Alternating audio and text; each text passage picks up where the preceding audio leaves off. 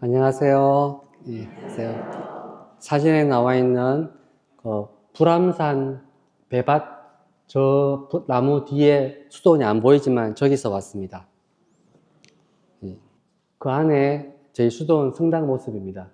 지난주에 눈 많이 왔을 때 모습이 예쁘죠? 제가 제목을 정하는데 심혈을 기울였습니다. 제목이 모든 걸 다 말해줍니다. 대림특강 제가 여러 번 했는데 특강을 하게 되면 이제 목적이 정보 습득도 있지만 정보는 제가 많이 알고 있습니다. 그런데 제가 정말 바라는 것은 이 특강이나 신앙생활이 우리 삶에 정말 도움이 되길 바랍니다. 도움이 된다는 것은 사는 게 참 즐겁다, 행복하다, 기쁘다, 희망이 생기길 바랍니다. 입에 발리는 희망이 아니고 정말 희망이 생기길 바라죠. 이 세상이 어두울수록 희망이 꼭 필요합니다. 어두울수록 별이 빛나는 것처럼 이제 여러분 마음속에 돌아가실 때 이 사라지지 않는 별빛을 발견하기를 바라거든요.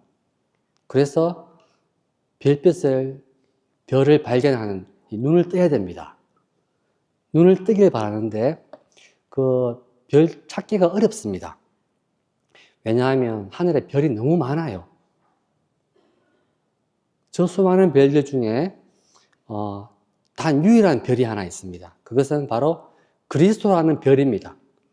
예수 그리스도는 지구상에 태어났던 수많은 인류 가운데 한 명이지만 그의 생애는 우리의 구원에 중요한 의미를 가집니다. 지금 나에게 중요합니다. 그런데 사람들은 그 별을 알아보지 못합니다. 또 알아본 사람들도 보면 그렇게 그 별을 찾아가지 않습니다.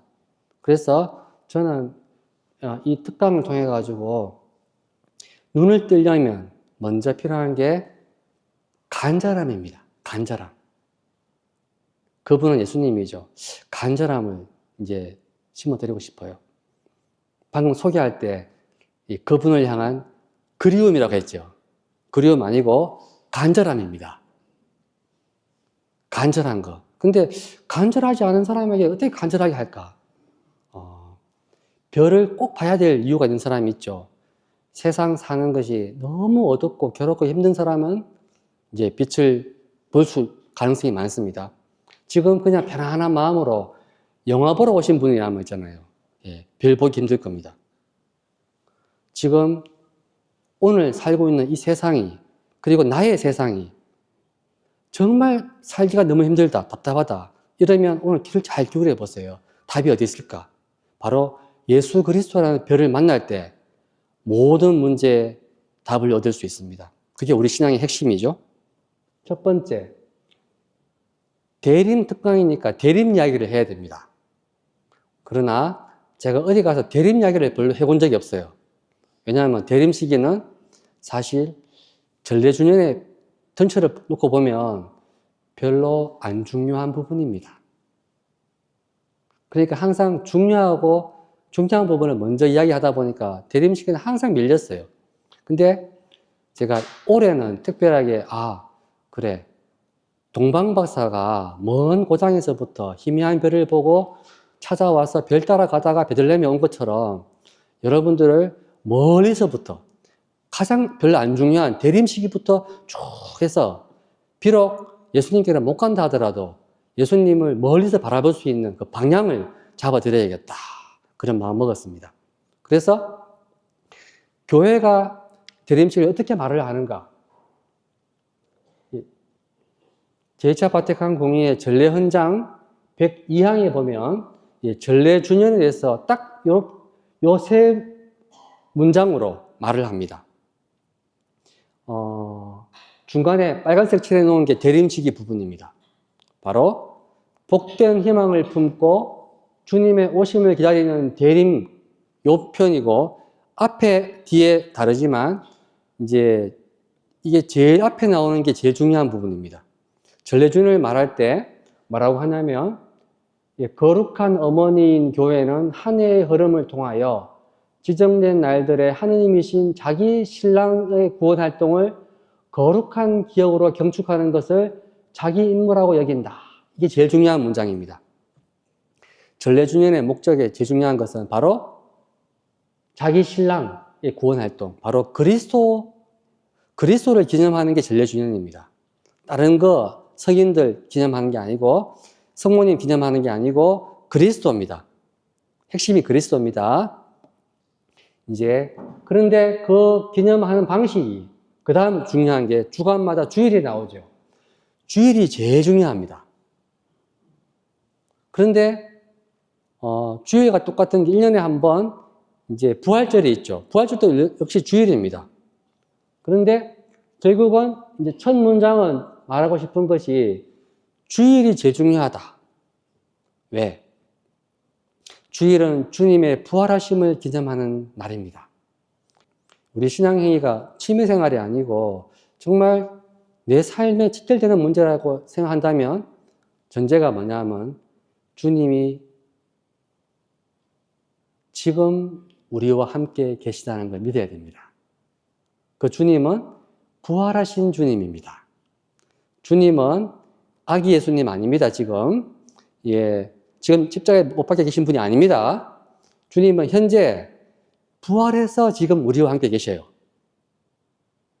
그런데 이게 전제가 안 되면은 이게 왜 중요하냐? 우리의 운명이 바로 그리스도의 운명입니다. 우리가 지금 비록 다양하게 살고 있지만 우리의 운명은, 우리의 믿음은 예수님처럼 되는 겁니다. 예수님처럼 살다가 우리가 마지막 날 죽으면 종말이 어디든 끝이 나면은 예수님과 함께 하느님 품에서 하느님 나라든 하느님 천사들과 함께 영원한 생명을 누리고 잔치를 벌이고 이게 이제 꿈이거든요. 이게 이상입니다. 근데 이런 하늘나라, 이런 이상을 늘 말을 하지만 제가 사람들 만나보고 저도 그렇지만 그것을 정말로 이렇게 믿고 바라고 기다리는 사람은 잘 못 봤습니다. 세상을 바꾸는 데는 온 힘을 기울이지만 간절히 바라지만 이 하늘나라는 뭐냐면은 왠지 그런 말 들으면은 좀 뭐랄까 사이비 같은 느낌 들어요. 사이비 정도 가면은 늘 영생 죽음 이런 이야기 하잖아요. 근데 막상 성당에서도 보면 신부님들 강론을 들어봐도 하늘나라 말하는 사람은 잘 못 봤습니다. 그 말은 저도 마찬가지죠. 말은 하긴 하지만 솔직히 이 간절함이 사실은 없어요. 안 죽어봤으니까. 물론 머리는 믿습니다. 그냥 마음으로는 이게 잘 믿기가 어려워요, 사실은요. 늘 신부 입에서 이런 말하기 이상하죠. 그러니까 행위는 하고 있지만 좀 간절함이 적습니다. 그런데 그리스도가 주일만 계신 게 아니고 사실은 늘 부활하고 계시지만 일주일에 한 번 주일이라도 기억하는 거죠. 근데 그걸 기억하더라도 잘 이게 체화가 안 되니까 교회가 자상하게 그리스도의 전생애를 이 1년 동안 이제 구원 신비를 나눠서 대림 성탄 예수님의 어린 시절 공생활 할 때 뭐 등등 나눠 가지고 이제 기념을 합니다. 그래서 전래주년은 그 다음에 한 문장이 나오죠. 한 해를 주기로 하여 강생과 성탄에서부터 승천 성령 강림날까지 그리고 콤마하고 또 복된 희망을 품고 주님의 오심을 기다리는 대림까지 그리스도의 신비 전체를 펼친다. 이렇게 표현합니다. 전래주년은 이 한 해 전체가 그리스도의 신비를 다 펼치는 거예요. 사실은 그리스도 한 분이에요. 그런데 우리가 태양빛을 프리즘을 딱 대면 빛이 이게 투과되면서 빨주노초 파란보로 쫙 퍼지잖아요. 하지만 빛은 하나죠. 그것처럼 우리가 1년 365일 기념하는 신비는 하나밖에 없습니다. 주님의 부활 신비입니다. 모든 거는 끝에 가면 눈 뜬다는 말은 주님이 지금 여기 나와 함께 계시구나. 하늘나라에서 나를 함께 사시고 나를 심판하실 그분이 이미 지금 나와 함께 계시구나 하는 것을 다 깨달을 때 믿을 때 사실은 믿을 때 그때부터는 삶이 180도 바뀝니다. 이제 이 눈 뜨는 거 정말 마음으로 눈 뜨는 게 이게 우리 힘으로 가능하냐? 가능하지 않습니다. 은총이 있어야 됩니다. 은총. 이제 여기 오신 분들은 은총에 지금 다가온 겁니다. 다가왔어요. 예. 마지막 문장. 이렇게 구속의 신비들을 기억하며 자기 주님의 풍요로운 힘과 공로가 모든 시기에 어떻게든 현존하도록 그 보고를 신자들에게 열어 신자들이 거기에 다가가 구원의 은총으로 충만해지도록 한다. 우리가 늘 주일 미사하고 늘 다양한 축일 기념하고 하지만 특별히 이렇게 사순이나 대림절 특강을 하는 이유는 뭐냐면 바로 이겁니다. 어떻게든 신자들 삶 속에 구원의 은총이 충만해지길 바라는 거죠. 기쁨이 충만해지길 바랍니다. 기뻐하라, 기뻐하라 하면 기뻐지는 겁니까? 기뻐할 이유를 알아야지 기뻐지겠죠. 이 대림 시기는 우선 이 고행하는 시간이 아닙니다. 기뻐하는 시간이거든요. 왜? 주님이 오시니까, 나를 구원하러 오시니까 기쁘죠? 소방관이 오든 경찰이 오든 누가 달려오면 기쁘잖아요? 구하러 오는 거니까. 근데 그 기쁨을 한 번에 표현하지 않고 절제된 기쁨을 표현합니다. 왜냐하면은, 영화를 보더라도 처음부터 끝까지 다 해피 하면 영화 재미없습니다. 이게 끝에 결말이 좋은 건 알아도 처음에는 항상 소설처럼 발단, 전개, 위기, 절정, 결말로 가잖아요. 그러면 아는 영화지만은 보면서 주인공이 고통받는구나. 예. 이러면서 따라가면서 막 가슴 졸이고 하다가 마지막에 이제 뭡니까? 절정에 갔을 때 주인공이 승리할 때 얼마나 기쁩니까?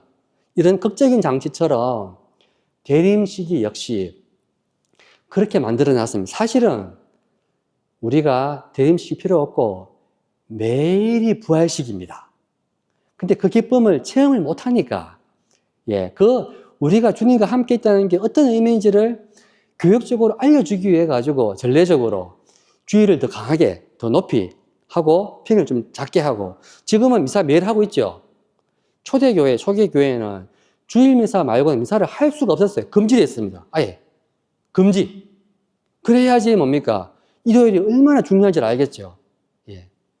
그것처럼 했지만 점점점 미사를 매일 하고 늘 은혜를 충만하다 보니까 사람들은 이제 중요한 것, 가치를 모르기 시작하는 거죠. 그래서 가치를 알게 하기 위해 가지고 좀 시기별로 이렇게 좀 기쁨을 절제하는 게 있어요. 대림시기가 바로 그런 건데, 그래서 외적으로는 어떻게 하느냐. 첫 번째, 제대 주위에 화려한 꽃장식을 피하고 대형공성을 하지 않는다 이거예요. 사실은 기쁜 날이긴 한데 늘 기쁘지만 표현을 그렇게 하는 거예요. 그리고 두 번째, 오르간이나 다른 악기를, 화려한 악기를 연주하지 않습니다. 하더라도 이제 성물도 할 때 그냥 반주 넣어주기 위해서 조금 그거 하죠. 또 세 번째, 회개와 속죄의 뜻으로 자색 제의를 입습니다. 뭔가가 좀 이제 있지만 이것은 괴로워라는 게 아니고 이 기쁨을 더 배가하기 위해서 의도적으로 이렇게 고통스러운 상황을 연기하는 것이 좀 비슷해요. 연기. 대림의 뜻이 뭐냐? 한자 써놨지만 대림은 기다릴 대자 임할 임자입니다. 이건 알죠? 중요한 건 이제 오시는 분, 임할 임. 아무나 오는 걸 임한다고 하지 않죠.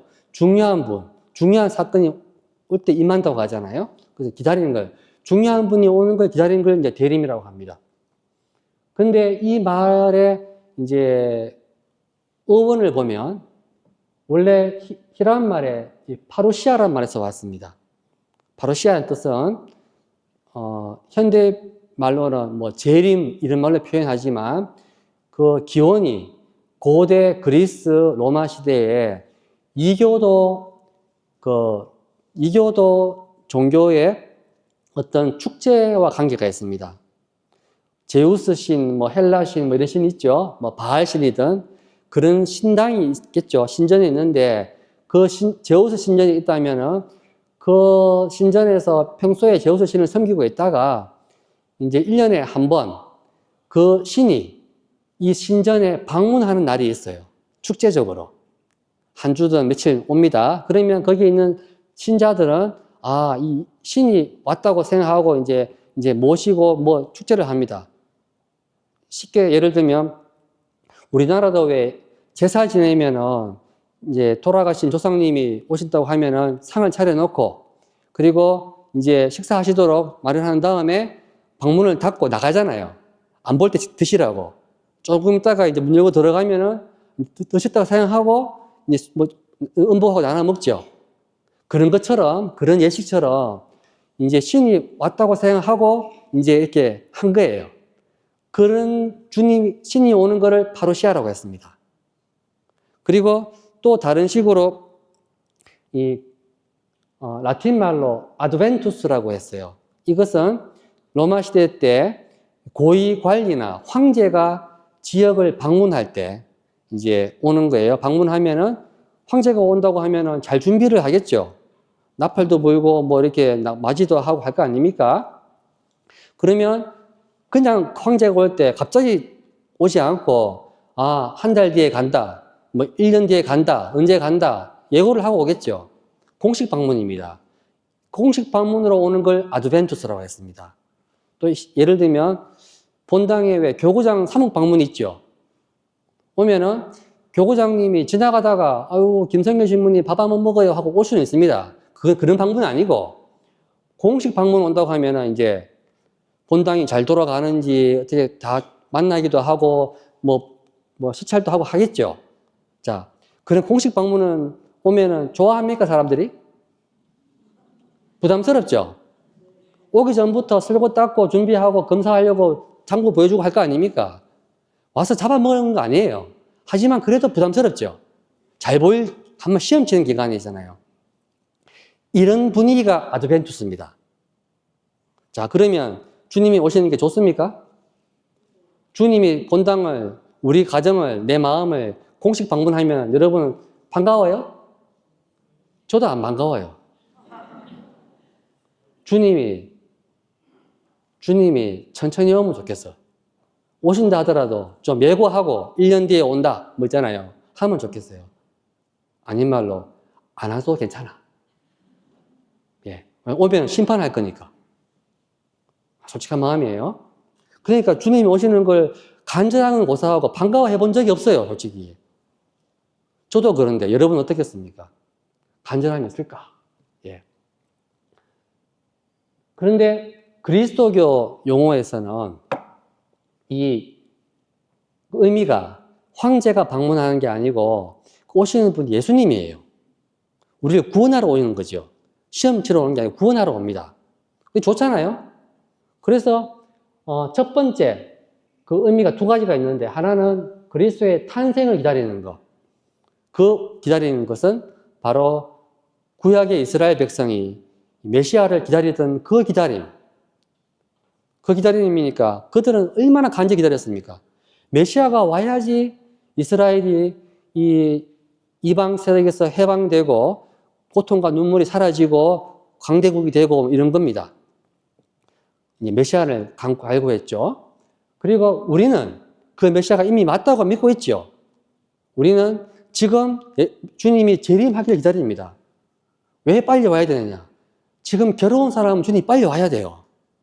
안 괴로운 사람은요? 빨리 오면 안 되겠죠. 이 세상에서 잘 놀다가 재밌게 잘 놀고 시끄럽게 잘 놀다가 이제 주님이 오면은 좋잖아요. 지금 한참 재밌는데 오면 어떡합니까? 그 말은 주님이 오는 게 부담스럽다 이 뜻이죠. 솔직히 간절한 기다림이냐? 말은 그렇게 했지만 간절하게 기다리는 사람 한 명도 못 봤습니다. 제가. 한 명도 본 적이 없습니다.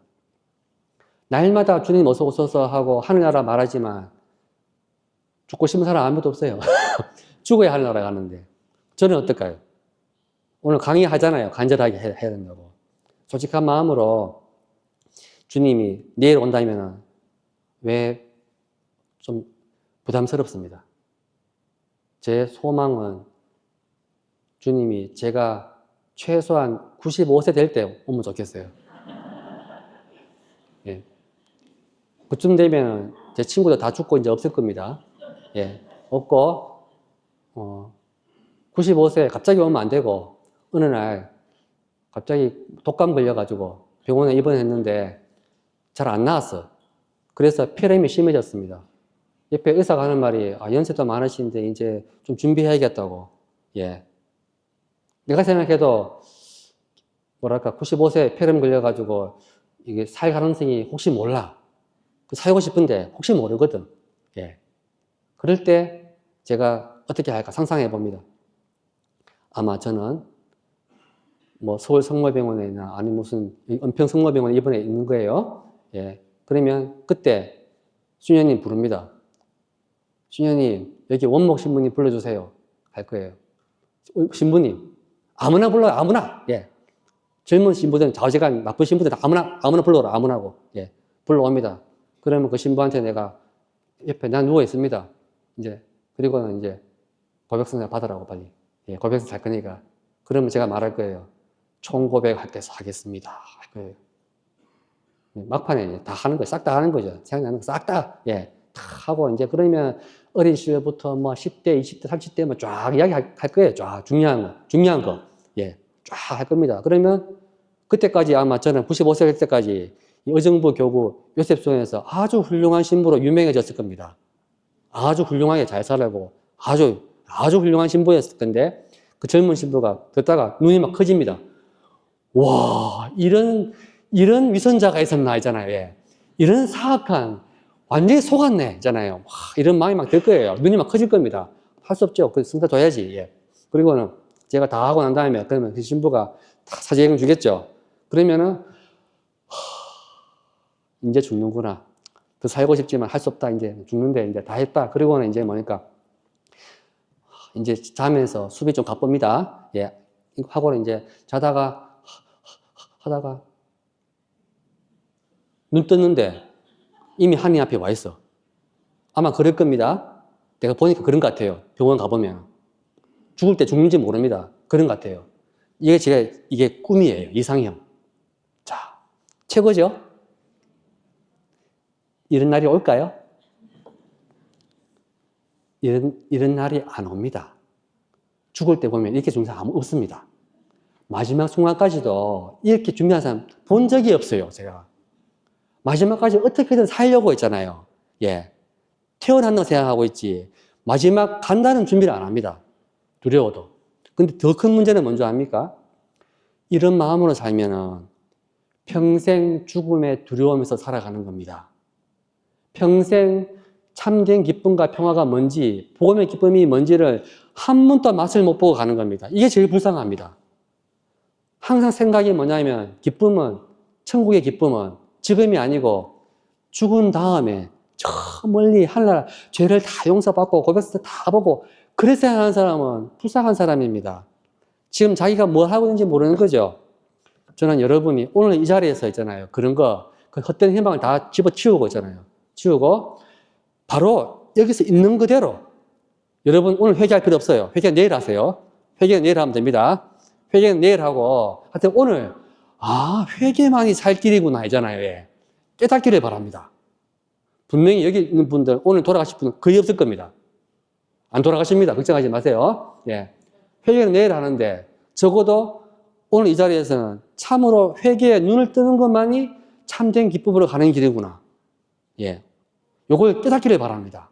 그러면 나머지는 주님이 알아서 해주십니다. 그래서 우리가 할 건 뭐냐? 간절하게 기다리고 청해야 됩니다. 두려워도. 제가 저녁에 별내에서 차 운전하고 오면서 여기 1시간 걸려가 왔거든요. 오면서 약간 졸렸습니다. 예, 약간 졸렸어요. 근데 사고 나가 죽었다. 그러면 제가 하나님께 갈 준비 됐겠습니까? 아까 꿈은 95세에 병원에 가서 총고백하고 총고백 못 했거든요? 아마 내일 또 총고백 안 할 겁니다. 고백할 필요는 없어요. 늘 고백서 보기는 봅니다. 예, 좀 불안해서 총고백 하는 거지. 예. 근데, 만약 죽었다. 죽어도 괜찮다. 이런 마음으로 왔습니다. 어차피 준비가 안 됩니다. 어차피 준비가 안 돼요. 저는 어떤 마음으로 왔냐? 주님, 저는 제 자신을 아무리 갈고 닦고 해도 제 안에 뭐랄까 벽옥처럼 되는 것은 불가능합니다. 하지만 제가 저녁에 오면서 이 마음으로 왔죠. 오늘 주어진 이 하루, 주님 주신 이 하루 선물에 내가 준비도 덜 되고 불안하고 떨리고 하지만 화정동 순당에 가가지고 복음을 전하는데 최선을 다하겠습니다. 있는 그대로 그냥 내 자신을 다 내놓고 어떻게든 이 중에 한두 명이라도 정말 참된 기쁨을 얻기를 바라는 그 마음으로 갑니다. 가다가 죽어도 준비 어차피 안 됐지만 주님께 자비에 맡깁니다. 이 마음으로 왔습니다. 근데 요 자세가 최고의 자세입니다. 사실은. 왜? 우리는 항상 이 하느님의 큰 사랑과 자비를 체험하기보다는 항상 초점이 자기한테 있습니다. 아니, 남한테 있거나. 그래서 남이 얼마나 잘했나, 못했나, 아니면 내가 얼마나 잘했나, 못했나, 늘 그걸 보고 있습니다. 그래서 우리끼리 아웅다웅하고 늘 괴로워합니다. 그러나 시선을 들어 높여가지고 하늘을 올리잖아요. 그러면 알게 됩니다. 내가 지금 살고 있는 거, 함께 살고 있는 거, 우연히 이 시대에 살고 있는 거, 우연히 고양시에 살고 있는 모든 것들, 우연히 저를 만난 거, 이 모든 거 전부 다 하느님의 섭리 안에 있습니다. 우리를 구원하려는 뜻이 있습니다. 매 순간 주님은 우리의 눈을 뜨게 만들어줍니다. 그래서 우리를 얼마나 사랑하시고, 우리를 얼마나 구원하고, 이 순간부터 얼마나 기쁨을 주려고 이제 하는데, 전례 안에서 늘 말하고, 성사에서 말을 하지만 눈을 못 뜨거든요. 그런데 이 특강을 듣거나 우리가 또 전례를 하면서 여러분이 간절히 오소서 주 예수님 오소서 하고 있잖아요. 그러면 형식적으로 오소서 하더라도 언젠가는 그게 이루어집니다. 언젠가는 눈이 확 떠집니다. 예, 그때가 언제인지 모르지만 떠집니다. 대림 시기는 이제 기다리는 자세가 두 가지가 있습니다. 성격이 두 가지인데, 이 로마 미사 경본 앞에 보면은 전례 준영과 전례력에 관한 일반 규범이라는 게 있어요. 거기 39항에 보면은 대림 시기를 딱 요 글로 표현하고 있습니다. 다른 말은 없어요. 별로 안 중요한 시기라 사실은. 다른 거에 비하면. 근데 여기 핵심이 들어가 있죠. 대림 시기는 두 가지 성격을 지니고 있다 말을 하면서 첫 문단에 이 시기는 한편으로는 하느님의 아드님께서 사람들에게 처음 오셨음을 기념하는 바로 탄생. 두 번째 다른 한편으로는 이러한 기념을 통하여 시간이 끝날 때 두 번째 오실 그리스도를 기다리도록 사람들의 마음을 이끄는 때다. 더 중요한 건 두 번째입니다. 왜냐하면 주님은 이미 어른이 됐어요. 아기가 되지를 않습니다. 성탄을 기념하는 이유는 아기였던 예수님이 나중에 십자가에 죽고 부활해가지고 지금 여기에 계시고 그 계시는 주님이 앞으로 오실 분인데 이미 함께 있으니까 두려워하지 말라는 거죠. 우리가 지금 안 죽고 살아있는 거는 하나님 우리를 사랑한다는 뜻입니다. 우리에게 구원되기를 바란다는 거죠. 앞으로도 도와주신다는 뜻입니다. 그러니까 두려워하지 마세요. 오늘 지금 어마어마한 은총이 작용하고 있습니다. 그래서 두 가지 이유로 대림시기는 뭐냐? 빨간색 칠해놨죠. 열심히 그리고 기쁘게 해야 됩니다. 안 기뻐도 기쁜 척 해야 됩니다. 예, 기쁜 척. 주님 오는 걸 안 바라도 오라고 해야 됩니다. 저도 주님이 나중에 오길 바라지만 입으로 마음으로 오시기를 바라거든요. 마음으로 이중적인 마음입니다. 오늘 죽기를 바랍니다. 동시에 안 죽기를 바랍니다. 예. 예. 이 두 마음이 동시에 있어요. 어쩔 수 없어요. 예. 그 말은 온전히 안 죽기를 바라는 사람보다는 훨씬 더 초연하겠죠. 당연하잖아요. 그 말은 오늘에 집중하게 됩니다. 이 순간이 얼마나 소중한 순간이겠습니까? 제가 만약에 오늘 밤에 죽어가지고 하늘나라 간다면 화정동 신자들에게 온 마음을 다해서 제가 할 수 있는 걸 다 전했기 때문에 갈 겁니다. 정말 중요한 거죠. 제 인생의 제일 중요한 순간입니다. 오늘 이 순간이. 주님이 아시는 거죠. 내가 얼마나 여러분의 회개와 기쁨을 바라는지. 대림 시기는 그래서 전례적으로 두 부분을 나눕니다. 1부, 2부인데 일부가 대림 제1주일부터 12월 16일까지입니다. 이때는 그리스도의 재림을 기다립니다. 그래서 지금 일부죠. 지금 듣는 전례, 말씀, 본기도, 독서 보면은 예수님 성탄, 아기 예수님 이야기 안 나옵니다. 그리스도 왕 대축일 이후로 종말에 관한 이야기가 많이 나옵니다. 항상 깨어있으라 나오고, 근데 2부에 가면은 이제 17일부터 24일까지는 한 주간인데 이제 아기 예수님 탄생을 직접적으로 준비하는 시간입니다. 그때부터는 갑자기 분위기가 확 바뀌어요. 그래서 이제 저가리아 나오고 엘리사벳 나오고 하면서 이제 뭐랄까 이제 곧 아기가 태어난다. 아기가 나옵니다. 진짜 성탄절은 보통 말하는 성탄절은 이제 2부에 되는 거예요. 근데 1부와 2부가 어떤 게 더 중요하냐? 다 중요하지만 사실 우리가 살고 있는 이 시간은 대림식입니다. 우리는 영원히 대림식입니다. 죽을 때까지. 주님이 다시 오실 때까지 기다리고 있죠. 근데 기다리기 너무 지겹잖아요. 빨리 오지도 않고 또 빨리 안 왔으면 좋겠고. 그런데 이 시간을 열심히 기쁘게 기다리고 보람있게 기다리고 기다리면서도 사랑을 하면서 슬기롭게 기다리려면 의미를 알아야 됩니다. 예수님이 그리스도가 나에게 어떤 분인지 어떻게 구세주인지를 알아야 되는데 알려면 처음부터 돌아가서 예수님이 오기 전부터 얼마나 간절히 기다렸는가를 이해할 때 야, 나는 정말 운 좋게 이스라엘 백성보다 훨씬 나은 사람이다. 주님이 일 다 이루셨어요. 우리는 그냥 기다리기만 하면 됩니다. 오늘 할 일을 충실히 하면서.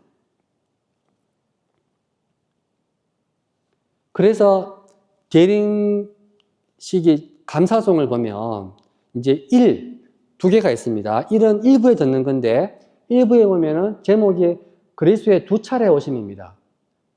감사송에 그리스도께서 비천한 인간으로 처음 오실 때에는 하면서 이제 1부도 말하고 동시에 그리고 빛나는 영광 중에 다시 오실 때에는 반드시 상급을 주실 것이니 하면서 2부도 말합니다. 그래서 전례에 잘 귀를 기울이면 우리가 마치 공부 잘하는 학생들이 선생님 말씀을 잘 귀를 기울이듯이 바로 귀에 안 들어오지만 여러분이 신부님 말씀도 듣지만은 요새 책도 있잖아요. 매일미사 또 있고 보잖아요. 예습 복습 잘하죠. 보면서 거기 있는 기도문들을 이 감사송이나 본기도나 독서나 복음 말씀을 예습을 잘하고 그 말은 어떻게든 이 말씀들이 내 마음에 새겨질 수 있도록 그러면 여기 담겨있는 내용 주님이 다시 오신다는 게 어떤 의미인지를 이게 왜 중요한지를 내가 이제 이해할 가능성이 많아집니다. 가능성이.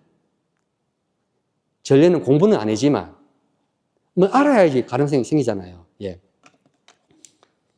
그리고 또 지금 1부 때 보면은 지나갔지만 1주간 월요일 하는 예입니다. 본기도에 보면 주 하느님 성자 그리스도께서 오시기를 기다리며 비오니 그분께서 저희를 찾아와 문을 두드리실 때 깨어 기도하고 찬미하며 그분을 맞아들이게 하소서.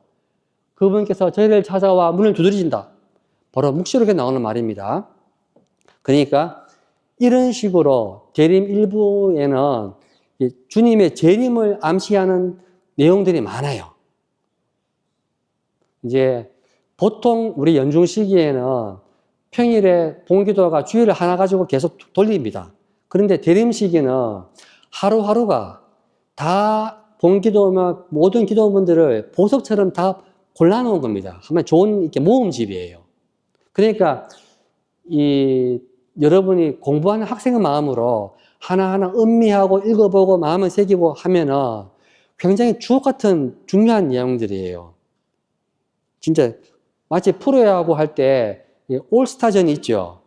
투수, 포수, 일루수 A급만 모아가지고 하잖아요. 그것처럼 대림식이 이때는 하루하루 모든 기도문들이 독서 복음까지도 소위 말하는 A급만 다 모아놓은 거예요. A급만. 모아서 자연스럽게 이제 바로 예수님이 탄생하셨듯이 우리 마음속에 탄생하실 수 있도록 교회가 자상하게 인도를 하고 있습니다. 좋은 교과서예요. 설명을 잘해줘야겠죠. 그리고 2부에 가면은 분위기가 또 달라집니다. 2부에는 이제 아기 예수님 탄생을 이제 하는 말이 나와요. 그래서 감사성을 하더라도 보면은 동정 성모님이 나오고, 그리고 세자 요한이, 특히 요한은 오실 분을 미리 알려주고 이미 와 계신 그분을 가르쳐 주었나이다 했죠. 자, 요한이 가르쳐 줄 때 예수님이 애입니까? 어른입니까? 어른이잖아요. 그러면은 성탄절 준비하는데 아기가 안 나오죠? 아기 분위기가 아니죠? 그래서 우리는 성탄절이라고 하면은 자꾸 아기만 생각합니다. 아기. 그런데 원래 성탄의 의미는 뭐냐면 하느님이 사람이 되셨다. 이거예요. 그러면 애기 맞네. 근데 사람이 된 거를 사람들이 언제 알아봤느냐? 목동들은 아기 예수님을 알아봤지만, 그리고 나자렛 사람들은 뭐 소년 예수를 봤지만 하느님 아들로 알아본 적 없습니다. 메시아 알아본 적 없어요. 이분이 하느님의 아들이구나, 하여튼 범상한 메시아구나 라고 알아본 거는 사실은 이 요르단강에서 세자 요한이 세례 줄 때, 예수님이 세례 받을 때 요한이 알아봅니다. 그리고 세자 요한이 자기 제자들한테 저분이 하느님의 어린 양이다 했잖아요. 보라, 하느님 어린 양. 그래서 거기에 있던 그 베드로 동생 안드레아는 예수님 따라갑니다. 그때부터 이제 예수님 알아본 사람도 있고, 어떤 사람들은 가나 혼인잔치할 때 예수님이 물을 포도주를 변화시키니까 이분이 오실 그분 메시아인가 보다 알아봤어요. 어떤 사람들은, 대부분 사람들은 갈릴레아 호수에서 예수님이 복음을 전하면서 병자를 치유할 때 이거 알아봅니다. 이거 메시아구나. 맞죠? 여러분, 저를 언제 알아봤습니까? 오늘 처음 보셨잖아요. 처음 봤잖아요. 소개는 했습니다. 그러면 제가 어떤 사람인지 모르잖아요. 훌륭한 사람인지, 장차 훌륭하게 될 사람인지 모르죠. 만약에 제가 한 15년 뒤에, 15년 좀 돼가지고 의정부 제4대 교구장 됐다고 생각해 보세요. 와, 그때 왔던 그 박건현 신부님이 우리 교구장이 됐네. 어때요? 야, 그때는 몰랐는데, 그때 왔을 때는 막 대구 사투리 막 쓰고 말도 빠르고 있잖아요. 막 그랬는데 그때 사진 찍어줄 걸, 그때 정말 좋은 기회였네, 이렇게 되겠죠. 근데 제가 20년 뒤에 만약에 교황이 됐어요. 오늘 여러분 초대박이겠죠? 함께 있었다, 그때 내가. 맞죠?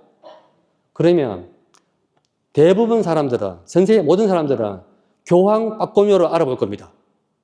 하지만 여러분은요, 요셉수원 원장 박고묘 신부를 알아보고 있겠죠. 대구에 있는 제 친구들하고 있는 사람들은요, 초등학생 최종건 박고묘를 알아볼 겁니다. 가족들은요, 아기 박고묘를 알아보겠죠. 하지만 모든 사람들이 기억하는 것은 아기 박고묘가 아니고 교황 박고묘를 알아보겠죠.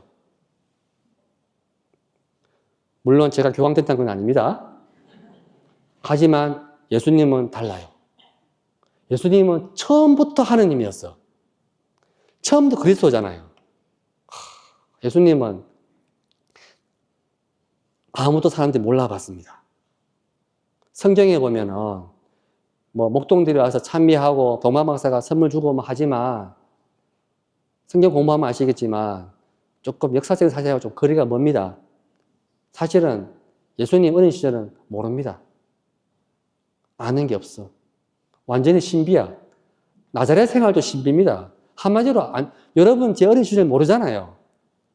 아무것도 모르는 건 똑같습니다. 그것처럼, 하지만 저는 있었겠죠. 바로 요한은 예수님을 알려주었어요. 성탄의 의미는 아기 예수님을 알아보는 게 아니고요, 하느님이 사람이 되었구나 알아보는 거고, 그분이 나를 위해 죽었구나 알아보고, 그분이 나를 위해 이미 부활했구나 알아보는 거고, 더 중요한 거는 그분이 지금 나와 함께 있구나 알아보는 겁니다. 그리고 내가 그리스도와 한 몸이구나 알아보는 겁니다. 그러면 이제 끝났습니다. 우리가 예수님과 한 몸이라는 것을 말로는 고백하지만 한 몸이면은 우리가 얼마나 소중한 존재입니까? 근데 저 역시도 말은 이렇게 하고 있지만 이게 잘 못 느껴요. 그럼 어떻게 할까요? 제 믿음이 부족하오니 주님 도와주십시오. 그리고 주님 믿습니다. 한 말씀만 하소서 곧 나으리다 하고 있는 거예요, 맨날. 이 순간에 제가 지금 주님의 힘을 믿고 기도하고 있지만 주님이 날 도와준다는 느낌 하나도 없어요, 지금. 하나도 없습니다. 예. 하나도 없습니다. 하지만 믿고 그냥 있는 그대로 말하고 있는 것 뿐입니다. 12월 19일에 가면은 이제 이런 한 예입니다. 모든 기도가 거룩한 동정녀의 출산을 통하여 강생의 놀라운 신비를 통하여 좌우지간 이렇게 이야기를 합니다. 그런데 또 노래도 뭐 성탄절 노래 부르고 뭐 징글벨 징글벨 하겠죠? 기쁘다 구주 오신 노래 하겠죠? 아무리 노래해도 성탄절 하면은 노래 부르고 뭐 파티하고 하면은 마음이 기뻐지느냐? 그때뿐입니다. 예. 다음 날부터 안 기뻐요. 현실은 바뀐 게 하나도 없죠? 저도 안 바뀌는데. 그러니까 우리가 매년 성탄절을 보내고 매년 특강을 해도 매년 살아가도 마음은 뭐냐면 우울해집니다. 해가 가면 갈수록 점점 나이 들어가고 늙어가고 예, 관계는 더 멀어져 가고 예, 시큰 잘해놨던 것들 다 무너져 가고 이러면 허무해지겠죠. 점점점 가면 갈수록 점점점 좋아지는 사람 잘 없습니다. 점점점 가면 좀 허무해집니다, 사실은. 다 잘 이루어놔도 제가 만약에 95세까지 모든 걸 다 이루고 다 행복했다 하더라도 95세 조금 우울할 겁니다. 왜 죽어야 하나? 예. 조금 더 살 수 있는데. 물론 하나로 가면 잘 살았기 때문에 행복하게 살 거예요. 근데 불안합니다. 왜냐면, 불안합니다, 좌우지간. 왜냐면, 본 적이 없으니까.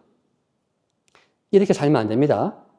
근데, 살아있는 동안에 주님을 알아볼 수 있습니다. 눈을 뜨면. 어떻게 눈을 뜰까? 눈 뜨는 비결은 대림 4주간을 보내면서 1주, 2주, 3주, 4주, 1학년, 2학년, 3학년, 4학년입니다. 학년을 올라가면서 말씀이 달라져요. 말씀이 그게 1학년 교재, 2학년 교재처럼 말씀이 따라가지고 깊이 잘 들어가면 점점점 뭐랄까 눈이 열리면서 참으로 하느님이 인간을 구원하기 위해 세상에 오셨구나, 나에게 오셨구나를 깨닫게 되는 거예요. 잘 따라오면. 이제 그래서 대림 4주간이 생겼는데 원래 4주간은 아니었습니다. 원래 대림절은 존재하지를 않았어요. 4세기 때는 존재하지 않았습니다. 4세기 초에는 성탄절도 존재하지 않았습니다. 성탄절도 없었어요. 그럼 뭐가 있냐? 전래주에는 주일밖에 없습니다. 주일과 부활절밖에 없습니다. 그러면 다른 모든 성탄절, 대림절, 사순절까지도 나중에 생겼죠? 나중에 생겼다는 말은 별로 안 중요하다 이 말입니다. 더 중요한 건 뭐냐? 제가 전래주년 말할 때 제일 중요한 게 주일이라고 했죠. 모든 신앙의 신비 제일 중요한 게 주님의 죽음과 부활의 신비입니다. 죽으신 그분이 죽은 게 좋아요. 날 대신해서 죽었으니까. 부활은 더 좋아요. 나와 함께 지금 살아있으니까 나에게 선물을 주려고 부활한 거죠. 그게 나의 운명입니다. 선물이죠. 그 말은 주님이 지금 나와 함께 선물 주려고 있는 거죠. 행복하게 해주려고. 그러니까 두려워하지 말라는 거죠. 그럼 우리는 뭐냐? 주님이 오실 때까지 뭐 해야 되느냐?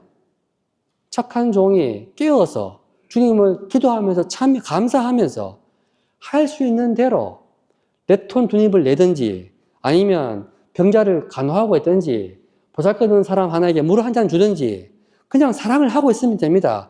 얼마나 많이 해라는 게 없어요. 맞죠? 중요한 건 깨어있는 겁니다. 그러니까 행위가 아니고 중요한 거는 마음이 깨어있어야 됩니다. 기본 자세가 감사합니다. 감사. 하느님 감사합니다. 예수님 감사합니다. 오늘 살아있게 해주셔서 감사합니다. 제 죄를 다 용서해 주셔서 감사합니다. 그리고 제가 죽을 때까지 준비가 안 되지만 설사 총고백 못하고 죽어도 좌우지간 사랑을 많이 했기 때문에 사랑하려고 했기 때문에 주님은 자비로우시니까 기꺼이 걱정하지 마라. 하늘에 있을 곳이 많다. 주실 거예요. 어때요? 하나님 무서워요? 안 무섭죠? 이렇게 말을 해도 우리 마음속에는 두려움이 항상 잔잔하게 흐릅니다. 저도 이렇게 말을 하면서 뭐라면은 잔잔하게 흐르거든요. 근데 이런 두려움이 많다고 하는 것은 신앙적으로 아직 초보라는 뜻입니다. 우리가 성령의 은총을 받으면 신앙 안에서 성장해 가면은 점점점 겨울이 사라지고 봄이 오고 여름이 오듯이 마음속에서 두려움이 점점점 사라져 가면서 봄이 오듯이 점점점 기쁨이 샥 오고 마치 밤이 가고 아침이 오고 해가 뜨듯이 쫙 이렇게 빛이 들어옵니다. 이 막을 길이 없어요. 예. 체험해봤냐? 조금 체험하고 있습니다. 보여줄 수는 없어요. 예. 보여줄 수는 없어요. 점점점 두려움이 좀 사라져가고 아 주님이 나를 통해 역사하시는구나. 여러분 통해 역사하시는구나. 함께 계시구나 하는 것을 이건 하루아침에 할 수가 없어요. 좌우지간 살아가면 서서히 뭐냐면 이유를 알 수가 없어. 사는 게 덜 두려워져. 분명히 바뀐 건 한 개도 없어요. 돈을 많이 번 것도 아니고 몸이 건강해진 것도 아니고 똑똑해진 것도 아닙니다.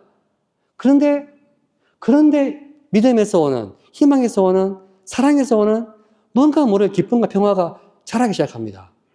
그래서 이제 여러분은 스스로 알게 됩니다. 그날 대림특강 이후에 변했구나. 이런 걸 알게 됩니다. 6세기 후반쯤에 이제 서서히 이제 주일과 부활절이 있다가 사람들은 늘 주일과 부활절을 지냈는데 점점 이제 좀 지루합니다. 지루하기도 하고 뭐랄까 또 뭔가 새로운 거 더 잘 준비하고 싶은 마음이 있는 거죠. 아마 준비를 잘 못해서 이런가 보다 싶은 생각이 드는 거예요. 그래서 사순절이 생기고 그리고 또 이제 부활절 주일을 기념하다 보니까 아 주님은 우리가 놓쳤지만 사실은 사람으로 오시는 그 순간에 성경을 보니까 박해도 받고 많은 사람이 몰라봤거든요. 적어도 우리는 그렇게 하면 안 되겠다. 그래서 우리는 그 아기 예수님 탄생을 더 기쁘게 준비하고 환호하자. 예. 그렇게 하다 보니까 성탄절이 이제 생기기 시작합니다. 그러다 보니 성탄절이 너무 좋거든요. 그러면서 4세기 후반부터 성탄절 또 잘 준비하기 위해서 대림 시기가 생깁니다. 처음엔 4주가 아니었어요. 뭐 3주였다가 6주였다가 뭐 왔다 갔다 하다가 이제 6세기 후반에 그레고리오 대교황 때부터 4주간으로 정해졌습니다. 뭐 이유는 없습니다. 그냥 4주간 했어요. 예, 대충 4주간 했는데 나중에 사람들이 4주간의 의미가 뭘까? 해석을 갖다 붙입니다. 이스라엘 백성이 메시아를 기다렸던 4,000년 역사다 뭐 있잖아요. 그래서 뭐 설명은 좋습니다. 한 주에 불 붙이면서 1,000년 지났다, 2,000년 지났다 이렇게 하잖아요. 따라가면 뭐합니까? 따라가서 예수님 탄생하면 뭐합니까? 탄생하면 끝입니까? 예수님 탄생한 이유는 죽으러 탄생한 겁니다. 죽으러. 근데 성탄이 끝이 아니고 성탄이 시작인 것 뿐이에요.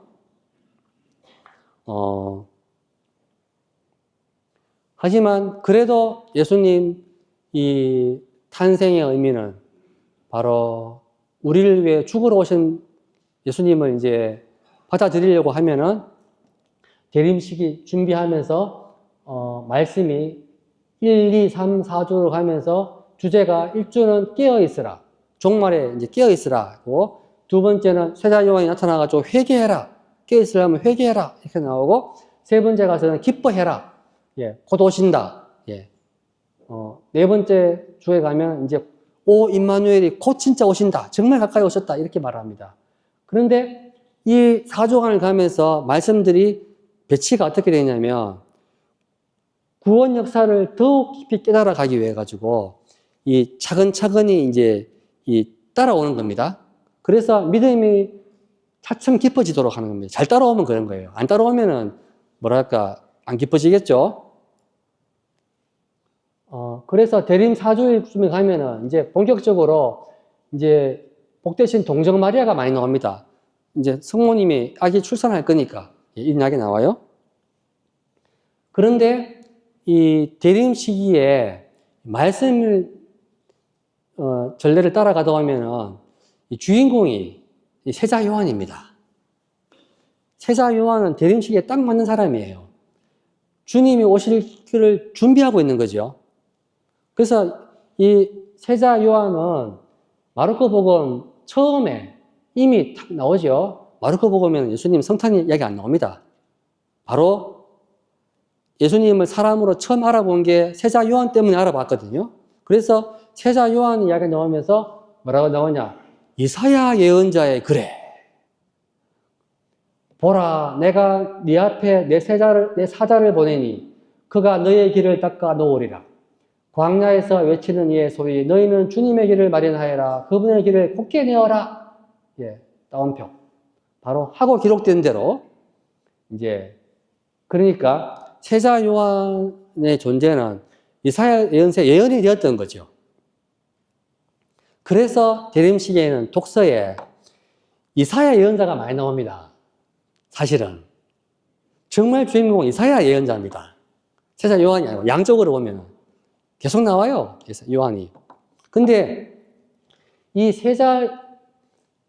이사야 예언자는 이 구약의 복음서라고 합니다.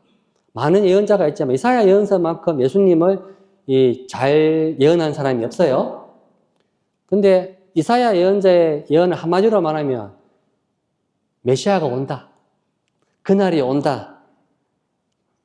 희망을 버리지 마라. 그날이 온다는 거죠. 근데 이사야 예언자가 예언할 때 이사야 예언자의 그 역사적인 배경은 희망이 없는 때입니다. 나라가 망하고 예루살렘 성전이 불타고 바벨론에 끌려가고 이런 상황입니다. 이사야 예언자는 오래 살아가지고 나라 망하기 전부터 망하는 과정 다 봤어요. 이렇게 자기 생애에서는 희망이라는 게 없어요. 근데 사람들에게 희망을 말하니까 사람들이 아니 뭘 보고 희망하냐? 표징을 보여달라 하니까 이사야 예언가 표징을 말할 때 첫 번째 표징이 이겁니다. 이사야서 7장 14절 대림시기에 많이 듣죠? 보라 동정녀가 잉태하여 아들을 낳으리니 그 이름을 임마누엘이라 하리라. 우리가 믿는 바대로 그 아들이 예수님이죠. 그러면 아기 예수님 태어나면 표징이 됐습니까? 희망이 막 생겼습니까? 전혀 희망이 안 됐어요. 예수님은 우리가 알다시피 자기도 못 살린 사람입니다. 자기도 못 살린 사람이에요. 예. 그런데 이사야가 이제 그 메시아를 알아보는 표징을 또 말했어요. 구체적으로. 다음이 바로 이사야서 40장에 광야에서 외치는 이의 소리 너희는 주님의 길을 마련하여라. 그분의 길을 곧게 내어라. 그러니까 광야에서 누가 이렇게 막 외치고 회개를 선포하고 있으면은 주님이 곧 오신다는 걸 알게 되는 거죠. 그래서 세자 요한이 광야에서 회개를 선포하자 주님이 이제 곧 오시는구나 생각했던 거죠. 사람들이 요한한테 당신이 메시아냐 물으니까 나는 메시아가 아니고 메시아는 내 뒤에 오는 분이다 했죠. 그러니까 예수님을 이제 예언자 이사야 예고를 한 겁니다. 그리고 오늘 미사하신 분들은 알 겁니다. 오늘 독서도 보면은 이사야서 들었어요. 그날이 오면 주님의 산에서 잔치를 벌인다. 빵도 주고 포도주도 잔치를 벌여가지고 모든 민족이 여기 와서 그 술을 마시고 잔치를 벌이다 보니까 눈물도 사라지고 기쁨이 얼마나 좋은 이상향입니까? 그런 시상에서 이루어진 거 봤어요? 예루살렘을 비롯해서 세상 어느 곳에 가도 그런 유토피아가 없습니다. 사실은 대한민국 사회가 지금 그렇죠? 모든 나라에서 선진국이라 그러고 민주화 국가라 하지만 바로 어젯밤 사건만 봐도 대한민국이 맞는가 싶을 정도로 실망스럽죠?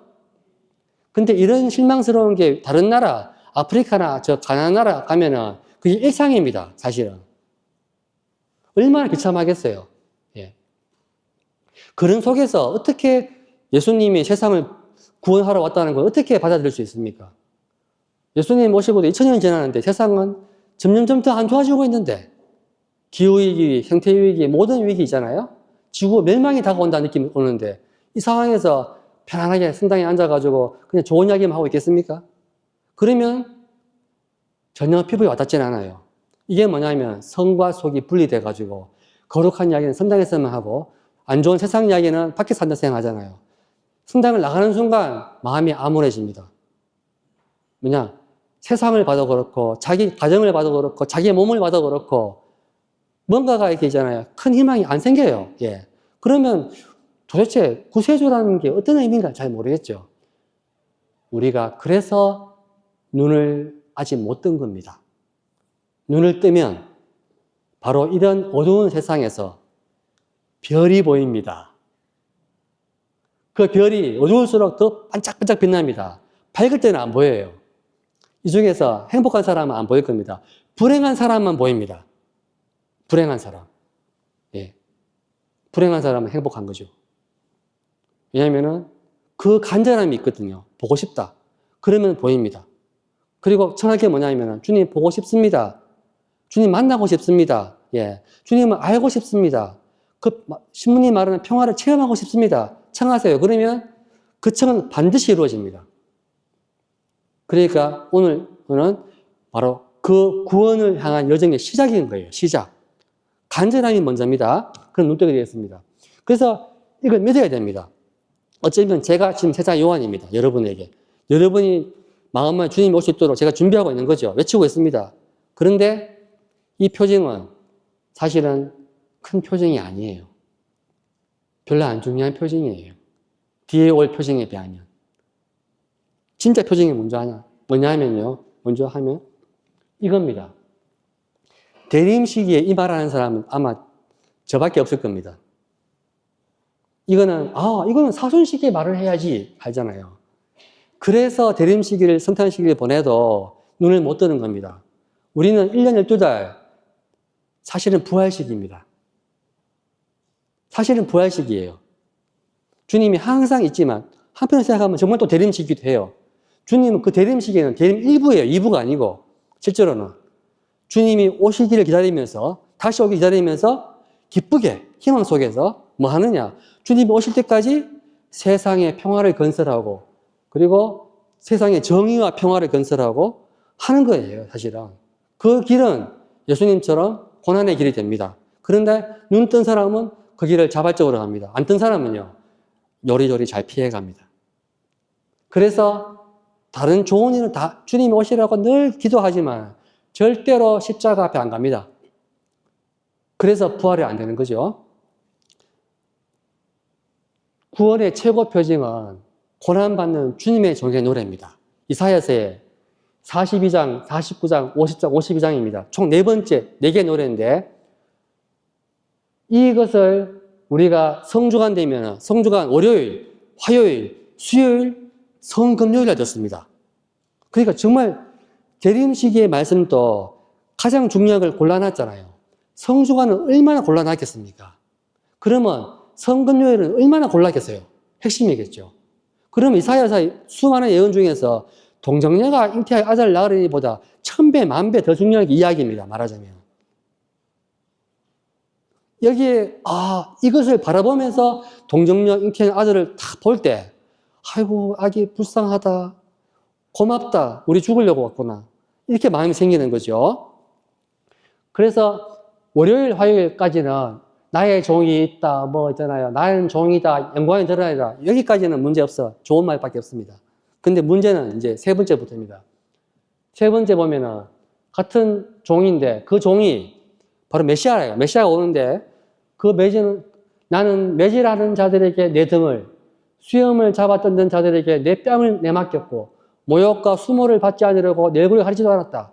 이게 메시아의 모습이에요. 사람들은 너무 이해가 안 되죠. 두려워서 이 말 안 봅니다.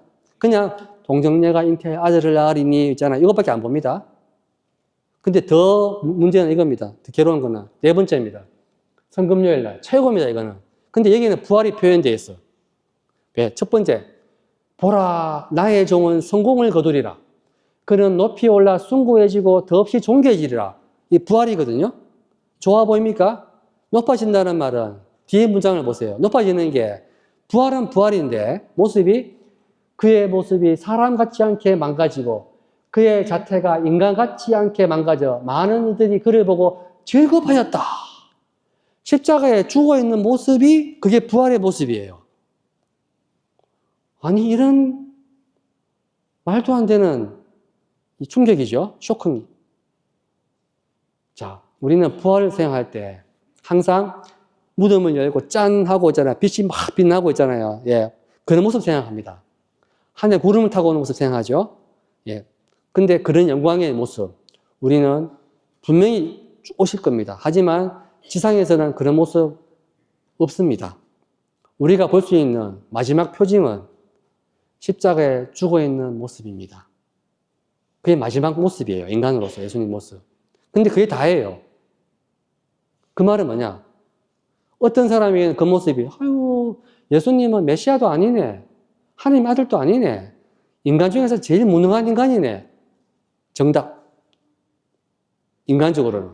그러나 눈이 뜨인 사람이 있습니다. 언제 뜨이느냐? 십자가에서 죽어 있는 예수님을 보는데 자세히 보니까 예수님이 갈릴레아에서부터 요르단강에서부터 계속 쭉 봤는데 주님은 늘 하늘나라 복음을 이야기하면서 하나님 아버지의 사랑과 자비와 잔치를 말합니다. 그 잔치 기쁨의 표시는 가난한 사람들을 죄인들이 용서받고 항상 기쁨을 주는 거죠. 두려워하지 마라. 용서받았다. 괜찮다. 예. 죄인을 부르러 왔다. 병자를 부르러 왔다. 이런 말을 하는 거죠. 그걸 봤는데 그까지 좋았습니다. 빵도 많게 하는 것도 좋았어요. 병나는 것도 좋았습니다. 그런데 그 모든 것은 바로 하느님이 모든 사람을 다 사랑하고 구원하기를 바란다는 그 표징일 뿐이에요. 표징입니다, 사실은. 기적이 아니고 표징이에요. 진짜 표징은 뭐냐? 그러니까 그런 기적을 통해 가지고 주님의 말씀을 통해서 뭘 알아야 되냐면 보이지 않는 하느님이죠. 아버지. 아버지가 세상을 너무나 사랑하신다는 거예요. 세상을 창조하신 우리를 생명을 주신 그분이 우리가 구원되기를 바라고 우리와 영원히 함께 살기를 바란다는 거예요. 본 적은 없습니다. 증거가 뭐냐? 바로 예수님입니다. 예수님은 죽기까지 우리에게 그 구원의 길을 안내한 겁니다. 어떻게 가느냐? 구원의 길은 예수님처럼 되어야 됩니다. 예수님을 닮아야 돼요. 예수님이 가신 길을 가야 돼요. 죽기는 싫은데요. 죽으라는 게 아니고요. 그 길은 죽음의 길이 아니고 사실 사랑의 길입니다. 그 사랑은 왜 죽어야 되느냐? 안 죽고 사랑하는 길은 없어요. 우리가 위기에서 고통받을 때 좋을 때 사랑하는 것은 그건 사랑 아닙니다. 그런데 어려울 때 사랑하는 게 정말 사랑이죠. 진정한 사랑이죠. 그래서 우리가 하는 많은 봉사활동들이 사실 사랑이 아니고 자기 만족이 많습니다. 제가 지금 여기서 강론을 하고 있죠. 여러분이 만약에 너무나 훌륭한 분들이라 가지고 거룩한 분들이라 가지고 저한테 너무 감동받아 가지고 박수 치고 있잖아요. 눈물이 회의하잖아요. 그러면 제가 돌아갈 때 우쭐할 겁니다. 굉장히 우쭐할 겁니다. 자기 만족. 아, 난 대단한 사람이야. 예. 이러면 제가 잘했는지 모를 거예요. 근데 만약에 여기서 어떤 분이 막 어떤 이유인지 모르지만 화가 났습니다. 그래가 막 나가버렸어요. 예. 그만해라! 뭐 있잖아. 하든지 있잖아요. 예. 예. 아니면 막 했다. 그러면 제가 굉장히 무안해지겠죠? 무참해지겠죠? 그래도 저는 뭐냐면은 뭐랄까, 여러분 감사합니다. 그리고는 이제 시간 되면 마음은 좀 무겁겠지만 가면서 주님께 다 맡깁니다. 오늘 제가 최선을 다했습니다. 그리고 가잖아요. 그러면 오늘 잘 때까지 좀 마음이 아프겠지만 저는 한편 동시에 마음 아프면서도 굉장히 기쁠 겁니다. 왜냐하면 내가 주님을 정말 사랑한 거거든요. 이름에도 불구하고 내가 다 했다고. 예, 정말 그런 게 있겠죠. 그래서 최고의 표징은 이겁니다. 우리가 대림식, 성탄식을 보내는 이유는 전래주년을 하면서 이렇게 시기를 나눠놓은 이유는요. 모든 초점이 바로 부활에 가 있습니다. 성금요일에 가 있습니다. 부활절에 가, 마사가 성삼일에 가 있어요. 그게 왜 중요하냐? 사실은 날마다 부활절, 날마다 성금요일입니다. 날마다. 근데 우리는 늘 고통을 접하면서도 마음은 하나밖에 없습니다. 웬만하면 고통을 피하고 싶어요. 봉사를 하다도 웬만하면 피곤한 거 싫어요.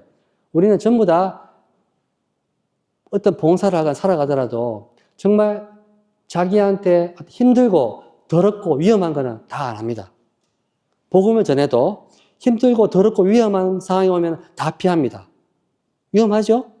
예언을 하고 봉사를 하든지 하면 그래서 남들이 듣기 싫어하는 말은 안 하게 됩니다.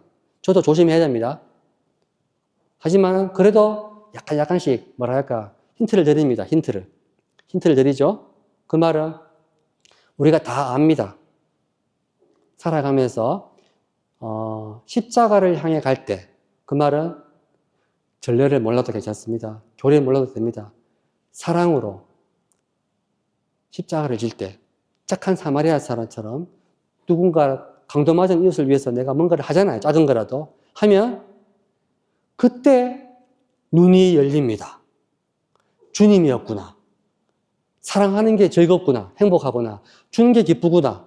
그럴 때 강론을 안 들어도 복음 말씀 예습 복습 안 했는데도 갑자기 눈이 열리면서 성경의 모든 말씀이 모든 전례 말씀이 모든 금요 강론 모든 대림 특강 모든 말씀이 전부 다 하나같이 하나님 아버지의 사랑과 구원을 말하는구나. 눈이 확 열립니다. 이거는 체험의 문제예요. 그런데 그 간절하게 바라는 마음이 우리가 간절해야 됩니다.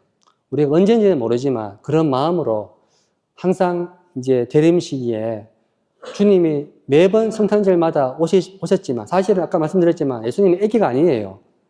기념하는 이유는 예수님께서 죽으러 오셨구나. 그래서 이 초대교회 때부터는 성탄절 생각하면은 그것은 파스카의 서막, 순환의 시작입니다. 그래서 예수님이 구유에 있는 게 아니고요. 그림을 그릴 때 구유가 아니고 성탄 이콘 안에 예수님 구유 대신에 관을 그렸어요, 관. 옷이 아니고 수의를 입혔습니다. 그림들이 그렇습니다. 그 말은 사람들은 그러면서 참으로 하느님은 십자가에 죽으신 그분이 우리와 똑같은 인간이었다. 아기처럼 태어났고 누구 날 씻겨주고 그리고 자라고 배우고 예수님도 30년이 지난 다음에 공생활을 하면서 이제 어른이 됐죠. 마찬가지로 우리도 신앙생활 할 때 하루아침에 기쁨 충만하지 않습니다. 하지만 오늘부터 대림시기를 보내면서 주님 어서 오세요. 그런 마음으로 지내잖아요. 그러면 내년쯤이나 내후년쯤이나 5년 지나 모르지만 여러분 구체적인 삶의 고통과 잘 맞물리면서 평소에 몰랐지만 여러분이 정말 힘들 때가 있을 겁니다. 몸이 아플 때 아니면 가족에 문제가 생길 때 직장에 문제가 생길 때 사회적으로 힘들 때 자기가 뭔가 힘들 때가 생기잖아요. 뭔가 암울할 때 그때 바로 오늘 생각날 겁니다. 주님 살려주십시오. 도와주십시오. 어서 오세요. 하잖아요. 그런 마음으로 할 수 있는 게 뭐냐. 그럴 때 있을 때 그리고 마음의 모든 집착이 사라졌을 때 그런 마음으로 있을 때 옆에 있는 고통받는 이웃이 보이기 시작합니다. 그들을 위해서 뭔가 조금 하기를 하잖아요. 남을 용서한다거나 다 포기할 때 제가 95세 되면은 회개가 가능한 이유는 더 살고 싶어도 살 희망이 없기 때문에 회개가 되겠죠. 사람은 눈꽃만큼도 희망이 있으면 회개가 안 됩니다. 그래서 불행한 사람이 행복한 이유가 그거예요. 헛된 희망이 사라지거든요. 희망이 사라질 때 진짜 희망이 떠오릅니다. 그것은 처음부터 우리는 태어날 때부터 세례받을 때부터 영원한 희망이 있었습니다. 그건 하느님이 우리를 사랑한다는 거예요. 우리가 영원히 행복하게 바란다는 겁니다. 근데 그분이 그 일을 이미 이루신 거예요. 인간이 되시면서. 십자가에 죽으시면서 이미 이루었어요. 우리는 지금 할 게 뭐냐? 감사하면서 아기처럼 배우면 됩니다. 감사하는 거, 사랑하는 거 배우면 됩니다. 기도하는 것도 배워야 됩니다. 그런 마음으로 대림식을 보내십시오. 제가 그 팁으로 시간절제를 하시는 분이 계신지는 모르겠지만 하시는 분이 있다면 대림식의 시간절제는 좀 특별합니다. 일반 절례와 달리 대림식에는 저녁 기도할 때 성모의 노래가 있는데 그 후렴이 있습니다. 후렴에 오 후렴이라는 게 있어요. 이건 전통적으로 오 안티폰이라고 하는데 이제 그레고리안 성가를 부르면 매일 17일부터 요일마다 이제 항상 오 들어가요. 노래를 부르면 17일 보면은 수동에서 이렇게 부릅니다. 오지에 지극히 높으신 이의 말씀이요. 이 나가고 다음날 되면 18일 되면 또 오 하느님이여 이스라엘 나갑니다. 이런 식으로 가다가 20일 가면 오 다윗의 열쇠여 이런 식으로 23일까지 쭉 나갑니다. 쭉. 근데 이때 라틴말로 하면은 뭐 오사피 하는 건 있는데 내용이 뭐냐면 또 23일쯤 되면은 임마누엘 오 에마누엘 뭐 이렇게 나갑니다. 근데 요게 17일부터 23일까지 이런 식으로 되어 있어요.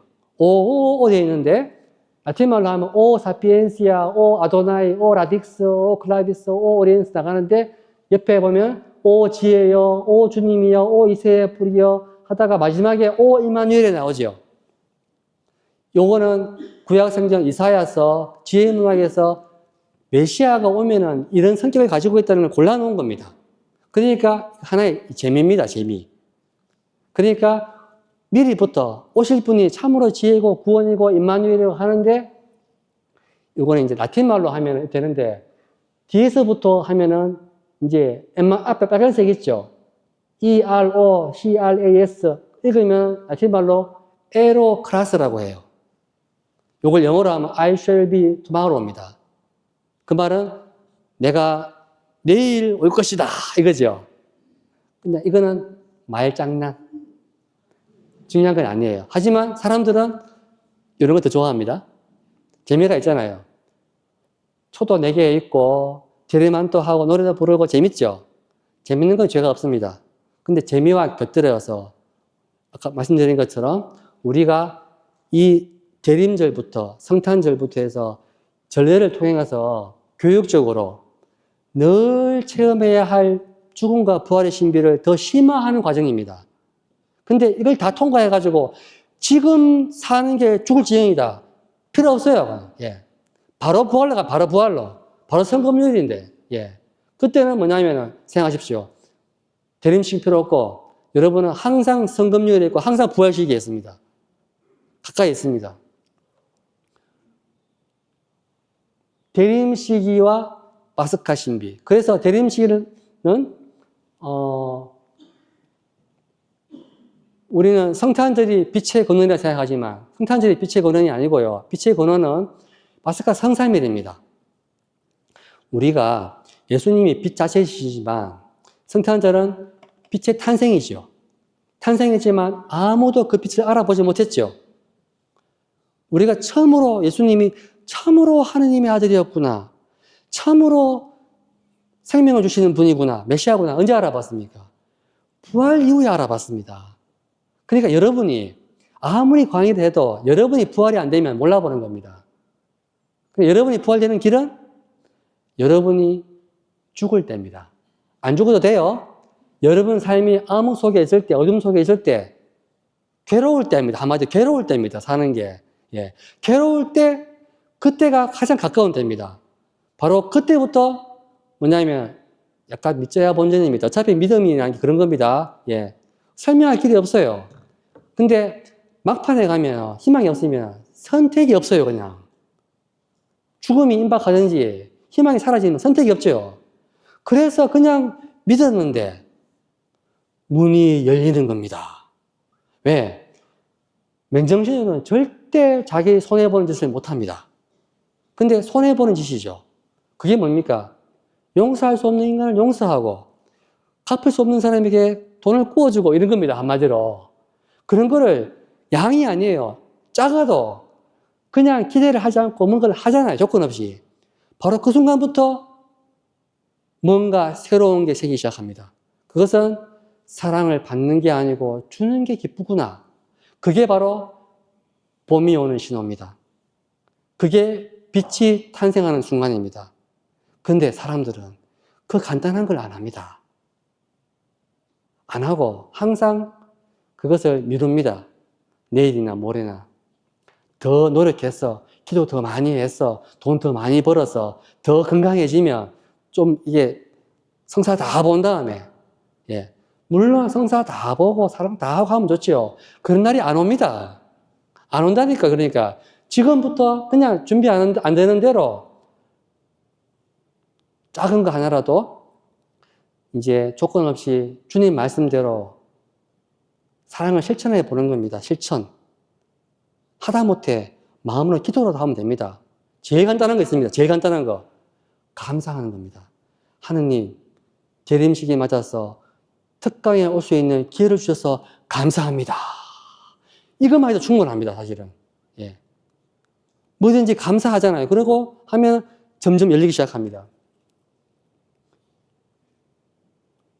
전래주년에는 파스카 축제 외에도 다른 성모님 축일, 성인들 축일도 많고 대림, 성탄, 사순 뭐 많지만 사실 이 모든 기념들은 파스카라는 단 하나의 신비가 지닌 다양한 측면이 전개되는 겁니다.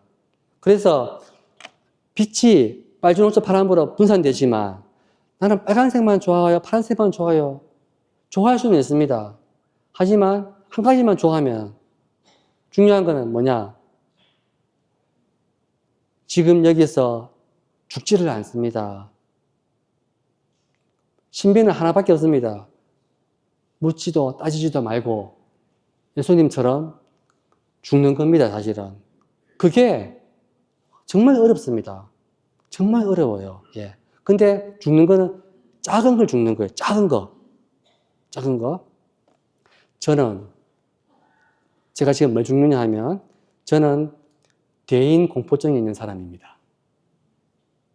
그리고 강의를 많이 하지만 할 때마다 늘 불안합니다. 떨리고 항상 대중 공포증이 좀 있어요. 하지만 제가 주님께 복원하는 건 이거죠. 나는 기회 될 때마다 강의가 아니고 복음을 전하는 마음으로 그냥 하면 된다. 나머지는 맡겨라. 예. 제가 절대 하지 않는 게 뭐냐면 제가 강의했는 거를 녹화했는 거 절대 안 봅니다. 안 봐요. 보고 있으면 1초도 견디기가 힘들어요. 너무 괴로워서. 여러분, 하지만 팁을 드릴게요.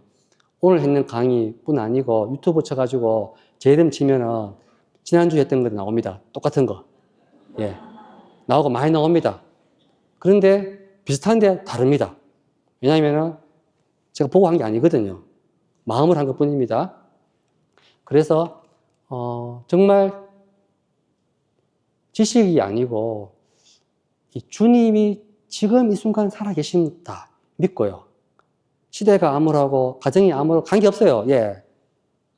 어차피 세상이 암울합니다. 어차피. 예. 하지만 그 암울할 때 희한하게도 그 암울한 덕분에 신앙의 빛이 탁 열립니다. 그것은 죽음을 넘어가는 그럴 때 어떤 일이 생기느냐. 세상을 위해서 희생을 하고 봉사하고 본당을 위해서 봉사하고 시간을 내주고 이런 것이 덜 아까워요. 누군가 나를 알아주지 않고 덜 서운합니다. 덜 괴로워요. 그리고 알 수 없는 기쁨이 생기기 시작합니다.